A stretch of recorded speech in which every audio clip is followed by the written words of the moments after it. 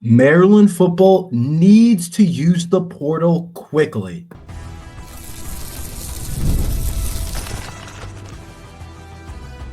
You are Locked On Terps, your daily podcast on the Maryland Terps, part of the Locked On Podcast Network.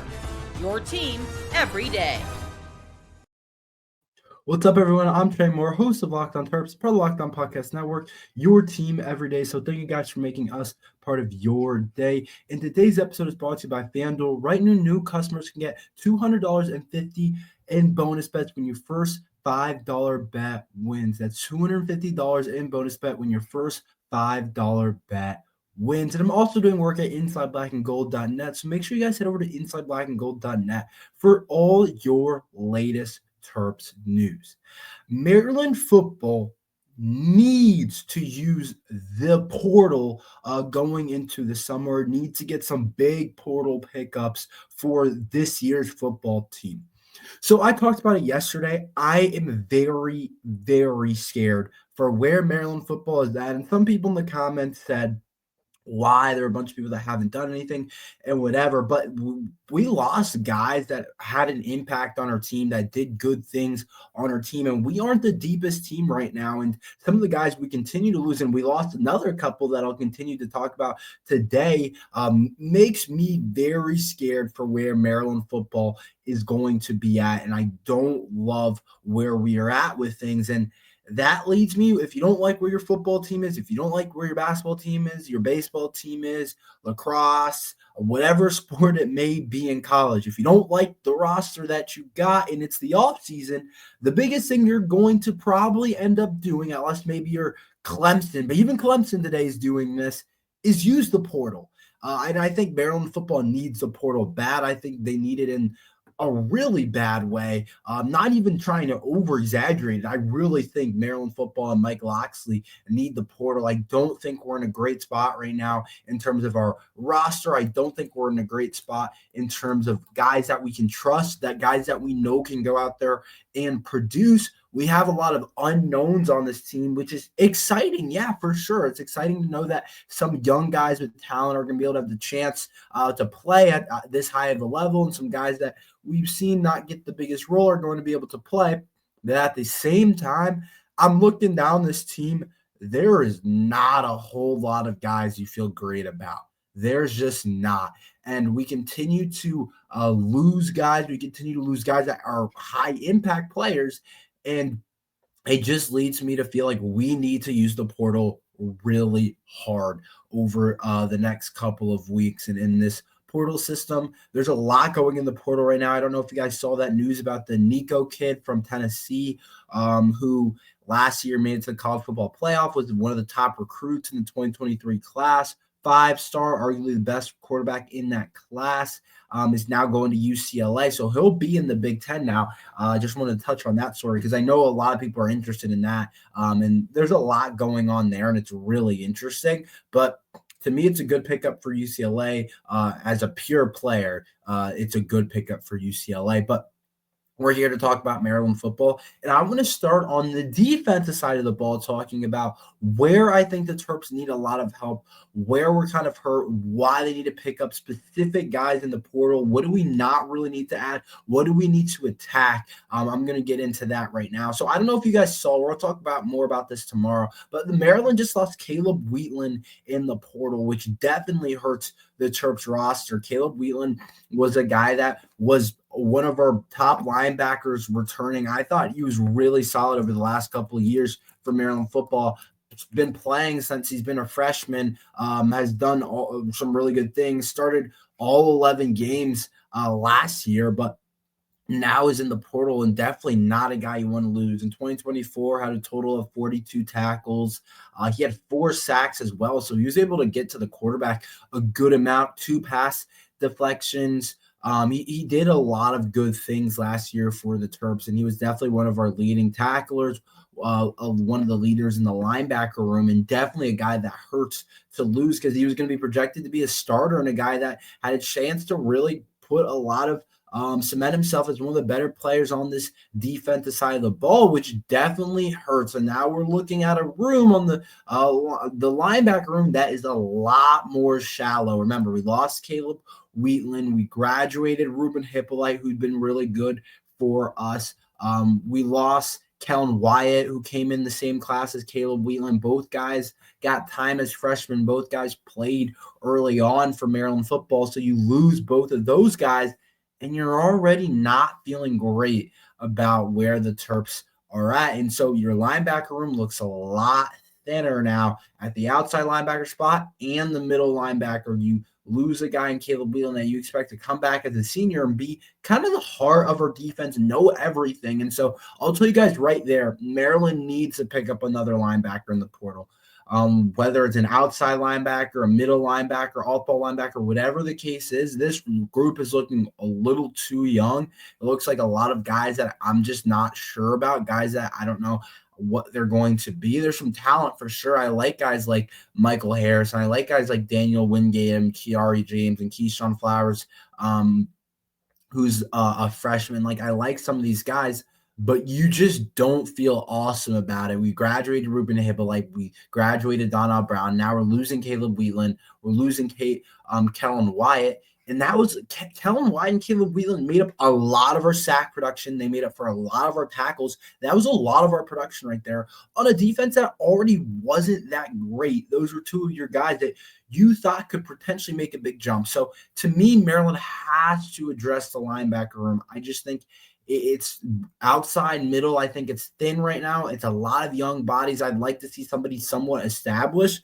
I think we could balance it if we find someone established in the portal. I think we can also do that, but I think we can also allow some of these young guys to get on the field at the same time. And so I think adding a veteran or two in that room isn't going to take away from the young guys. I think they're still going to get plenty of opportunities because of the amount of guys that we've lost and graduated and all those different things.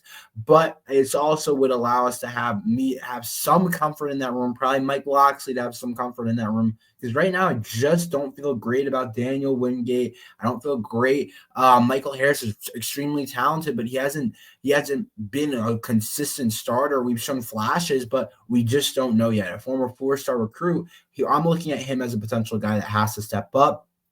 And then I talked about it yesterday. We have to add another defensive lineman, really preferably a defensive tackle, because we lost Levon Johnson, who I think was just going to be a really solid body up there, up front. And I think now we need to add a defensive lineman. Like I say in the Big Ten, the hardest part, what a lot of teams going to do well in the Big Ten compared to a lot of different conferences, compared to some of the other conferences. A lot of these Big Ten teams, when you look at Michigan, how they took down the best team in the country in Ohio State, when you look at a team like Ohio State, some of these other teams in the Big Ten, they're so good up front on the offensive line, and it's the biggest difference between them and a lot of the other programs. And so, to me, Maryland football has to establish that and has to get a defense lineman or two in the portal. After losing a body like Levon Johnson, you have to address that, because right now it's just weak to me. There's not a whole lot you feel good about. There's not a lot of huge bodies that you feel like are going to make a big impact for you. There's just not. We brought in the transfer Thomas. We brought in Bryce Jenkins as a freshman, was a 4-star. Dylan Fontes. Some of these other guys are pretty big, and hopefully Dimitri Nicholas and some of these other guys can be good, but we lost Tommy King Basote. We lost Jordan Phillips. Those are two guys that have a chance to go in the NFL draft. We're going to need some guys to step up, and now we lose Levon Johnson as well. There's just not a lot of depth. There's not a whole lot of pieces up there. You definitely want to add a little bit more. Position groups that I actually feel pretty solid about. I actually feel solid about our secondary, which is weird because last year I feel like I complained about it every single week. It was pretty bad.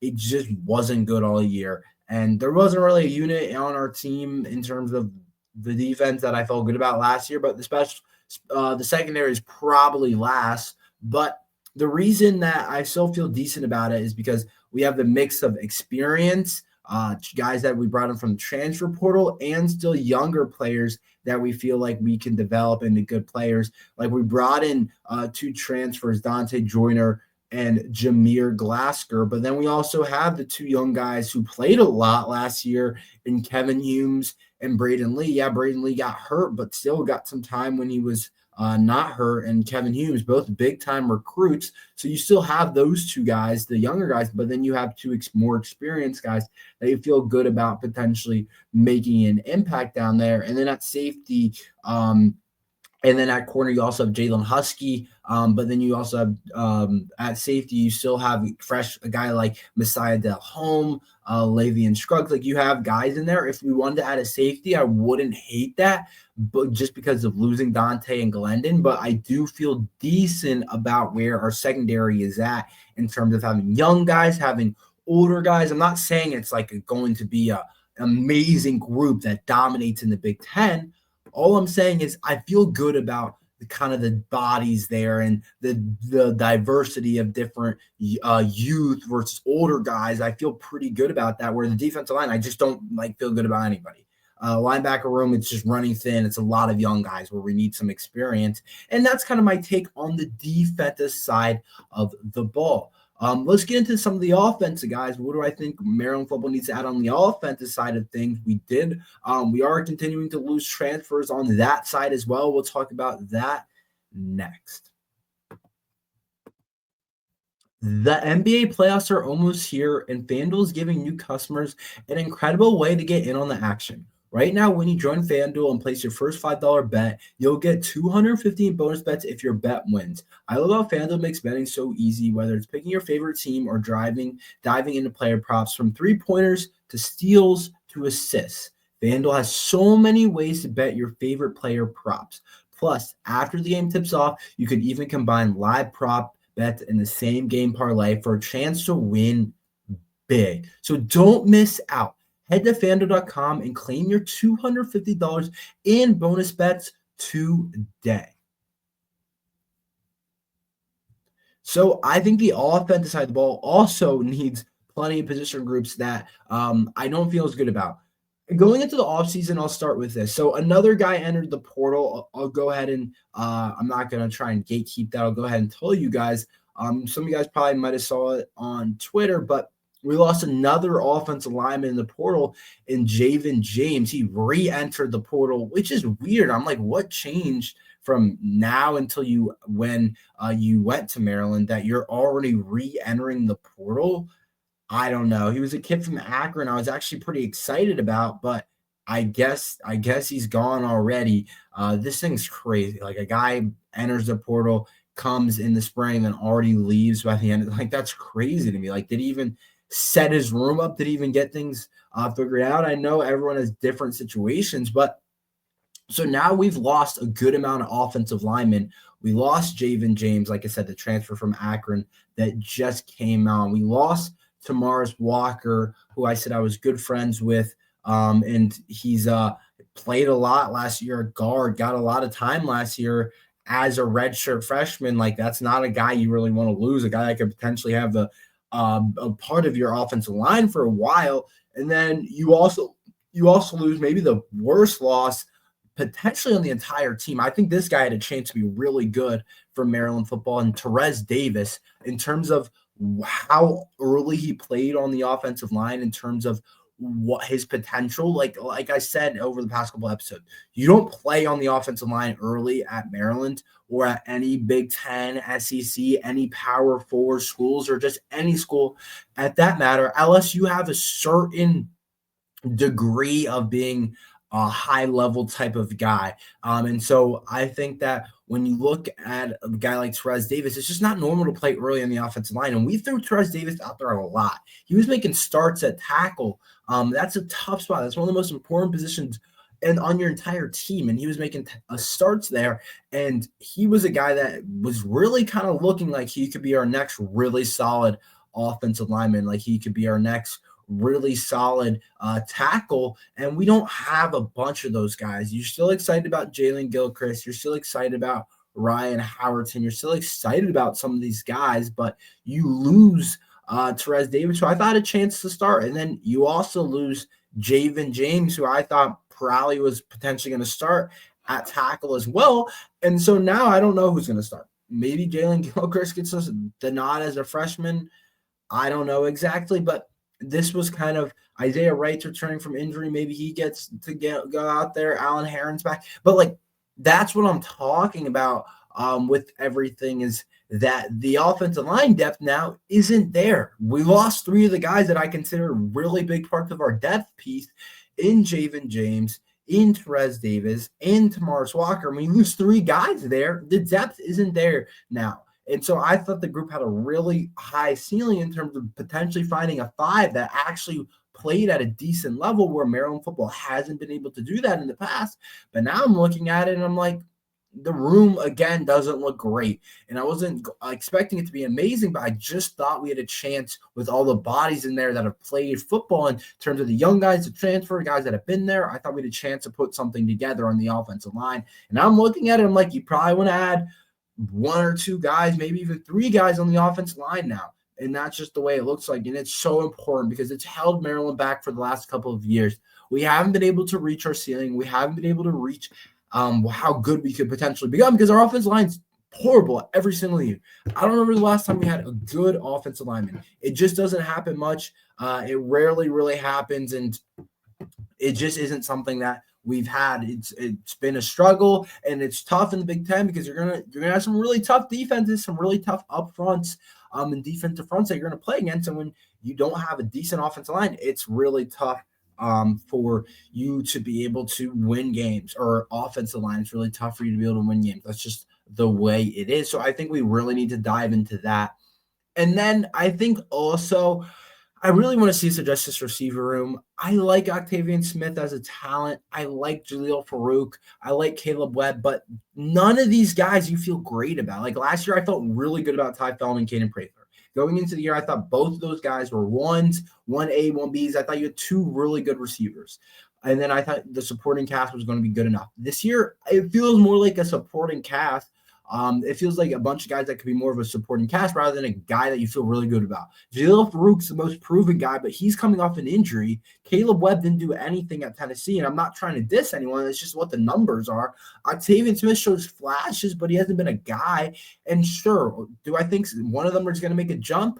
Yes, maybe Ryan Manning, maybe Shalik Knotts, maybe Makai White. Yes, that's all a chance of that happening. But I just think adding another body after losing Braden Wisolowski could be something that Maryland wants to do. I think adding another receiver in that room or 2, somebody that could be a high-impact guy, is definitely something that we would want. And I've seen us be able to lull in some really good transfer wide receivers. Just for example, Caden Prather was a transfer wide receiver from West Virginia. He was considering us in Penn State and chose Maryland, and he put up some really solid years, a couple years at Maryland, and I thought he did his job and came in and was a really solid receiver. And we've done a good job of getting a lot of pretty solid receivers, getting a lot of solid guys up there, and you just want that to continue to be able to happen. And it's been the face of our team. We'll see what happens. New offensive coordinator. We'll see how we kind of go about it, but I think we definitely wouldn't mind addressing the receiver room even more so, just to add more a proven guy, even if it's not as high of a level of a type of like a Big Ten type of school or an SEC or a Big 12 or anything like that. You still want to add in high-level guys that can play. And then I think the last position that I'm still kind of like, you might want to do something with the tight end room. I like Dorian Fleming, the transfer, but after that, I'm like, I just don't know. I really wish Dylan Wade stayed, I'll be honest. I thought Dylan Wade had a really high ceiling. I thought he could become something really cool, but he didn't stay. So what are you going to do about it? And Dorian Fleming has done some good things, but he hasn't done it at the Big Ten level. And after that, it's like, I just don't know who you rely on. I just don't know who you love in that room. I know A.G. Sinitsky is going into the junior year. Leon Hines been there for a little bit. They're going to have the chance to play because I just don't know what else there is on the team right now. But I just think you need to use the portal there and add another guy because we saw Maryland last year. We used 2 tight ends a lot. Like Preston Howard and Dylan Wade are both gone. They both played like a good amount. And you're just seeing how this happens. Like, a lot of guys are just going to enter the portal. That's just what it is in today's football. But I think Maryland's got to add, and there's not really a position group that if Maryland adds to, I'd be like, why are you adding to? Maybe quarterback. I'd be like, maybe why are you adding there?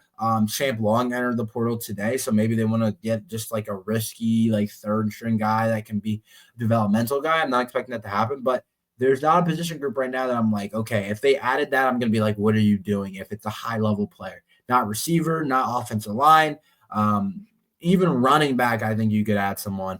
So I think this roster definitely needs help, but we'll see exactly what happens. I definitely think we need to use the portal. Let's talk Maryland basketball schedule for next year. I want to talk about a tournament that we're in and what it shows about Buzz Williams as a coach. We'll talk about that next.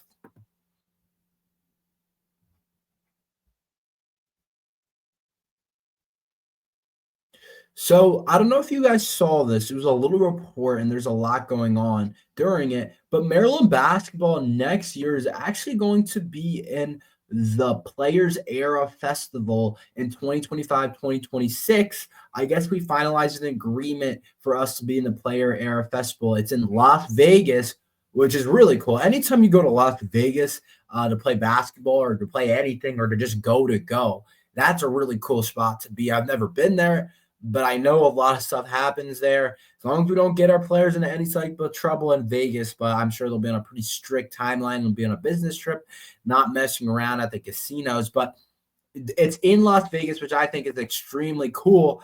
But kind of the bigger point in this is that Buzz Williams is showing, I think, early on that he's going to approach this a little differently than Kevin Blair. Last season, our out-of-conference schedule was horrible. It was horrible. And it didn't set us back. I'm not going to sit here and say like it hurt us. It didn't. I think some teams, it does hurt you. I think the year before, I don't know. The year before, I kind of go back and forth just because I just don't think we were very good.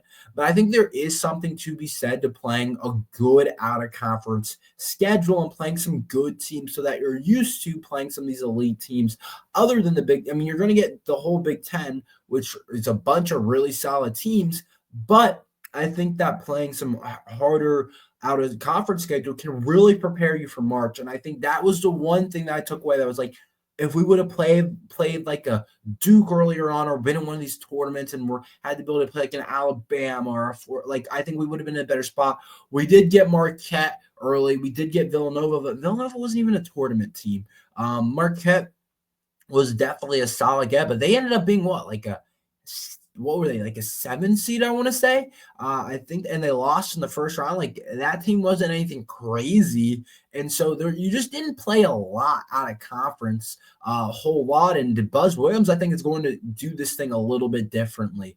We're going to play some guys out of conference this year, and the thing about college basketball is you can take some losses. This isn't college football. You lose a game or two, and it's like, shoot, this is really bad. You can lose some games, and it doesn't hurt. A lot of the, like, when you really look at things, even if you win some games and you lose some to some good teams, it really doesn't kill you at the end of the day. Like everybody's going to lose. Everyone's going to lose to some good teams. And so I just think playing in this tournament, this Players Era Festival in Vegas, I think is really good and shows that Coach Buzz Williams is going to be assertive.